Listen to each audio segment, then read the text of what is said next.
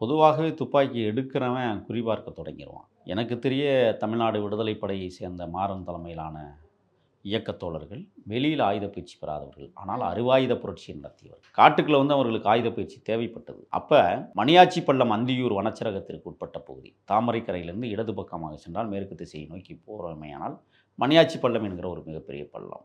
அது மலையிலிருந்து ஊறி வருகிற நீர் வரத்துகள் வருகிற வழி.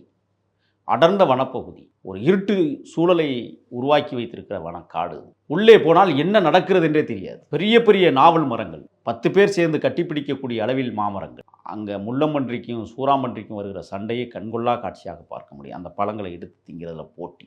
அந்த மாதிரி ஒரு அடர்த்தியான அந்த பள்ளத்தில் தான், அடர்த்தியான சூழலில் தான் அவர்களுக்கெல்லாம் ஆயுத பயிற்சி கொடுக்கப்பட்டது. எனக்கு தெரிந்து வீரப்பனார் அனைத்து ஆயுத பயிற்சிகளையும் மணியாச்சி பள்ளத்தில் தான் கொடுத்தார் என்பது எனக்கு நன்றாகவே தெரியும். ஏன் அந்த இடம்?